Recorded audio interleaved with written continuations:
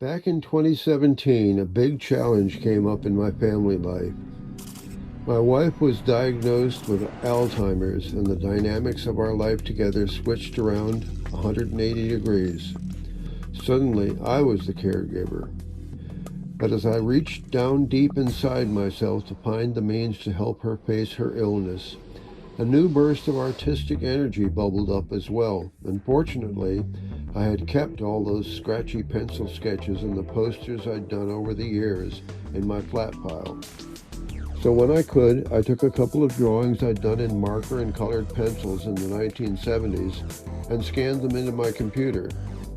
The piece that resulted, titled Divided I Seek Myself, became the main image for my first one-man show. The next idea dug even deeper into the sediments of memory. It started from an old blue marker sketch, pretty rough, that showed two protagonists, originally called Gog and Magog, who had a sort of pre-Columbian look. This developed into Hem and Haw, my first effort at a piece of steampunk art. I sold a print of that one at the show, and several others as well. There were 20 pieces by then, which covered the walls at the Three Mountain Cafe in Waitsfield, Vermont, the local headquarters for your caffeine fix for the month of February 2018. I sent out lots of email invitations, and I had a great crowd at my opening, second only to their benefit for homeless puppies.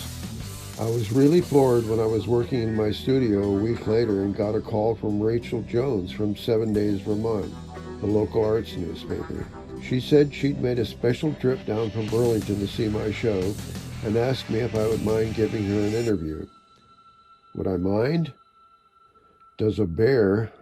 Well, what came out of that was a two-page spread with 4 color photographs that ran with the title Beautiful Memer. After the February show, I started looking for other places to display my work, calling around to galleries, talking to people, etc., etc., etc. I submitted 3 pieces to a call for artists from the Thomas W. Wood Gallery in Montpelier, Vermont, and was very pleased to have one of them selected for the summer juried show. Every little flash of recognition stokes the fires, of course, and in August 2018 I was invited to put a piece in the exhibit titled The Festival, Peace, Love, and Understanding, the 1960s in Vermont, that opened at the Bennington Museum in southern Vermont on November 27, 2018. I was humbled to exhibit with such a cross-section of distinguished artists and took it as a vote of confidence in my work. In 2019, I exhibited at the Big Red Barn Show in the Mad River Valley and became a member of Studio Place Arts in Barrie, Vermont. As well as participating in the Members Show, I had a small one-man show in the Quick Change Gallery at Studio Place from December 14, 2019 to January 8, 2020. I also had work in a show at Axel's Gallery in Waterbury, Vermont, and City Center in Montpelier. I now have a monitor that I can draw on directly and a large format inkjet that uses pigment ink, so I can print my posters on archival paper and feel assured that when I sell one to someone it will last for many years. I play some music, take lots of photos, and I've been in a short film recently about 2 brothers my age who destroy each other. I do slideshows too, as you can see, but what I'm excited about is my artwork. I'm certainly a late bloomer. I was born in 1943, but the confluence of energy and technology that's floating my boat right now is an opportunity I can't allow to slip away. What has happened is a sort of alchemical distillation of opportunity, technology, and simple timing. I've always loved the psychedelic art of the 1960s and the wonderful organic swoopy images of Art Nouveau that influenced so much of it. I have a special interest in typography and beautiful artistic logos, as well as human and non-human figures. Ongoing inspiration comes from people like Victor Moscoso and Mouse Studios, and many of my pieces also incorporate ideas and images from Eastern and other esoteric spiritual traditions. What if every moment of your life, every instant is a privilege, whether you're enjoying it or not? Whether it feels wonderful or painful? That's the true meaning of Satchitananda. The truth is that consciousness is bliss.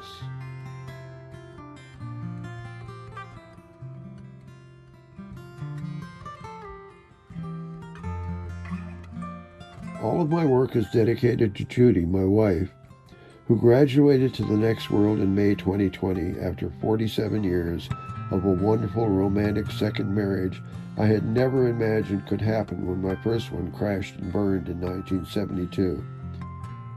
There was a fallow period for a month or two after Judy's death when I did no artwork at all. I joined a summer writing class at UVM and then another one in the fall at Community College of Vermont. Those classes went very well, and I ended up getting a few pieces published on the web and one in a print magazine. Then I got back to artwork. I'm currently on a leave of absence from the Vermont College of Fine Arts MFA Program in Graphic Design, which I entered in the fall of 2022. My experience there has been a miraculous and incredible lift for me in the process of recognizing myself as a real artist. This slideshow now incorporates all the art I did during my first semester, as well as a number of older pieces. Enjoy, and email me to buy a poster.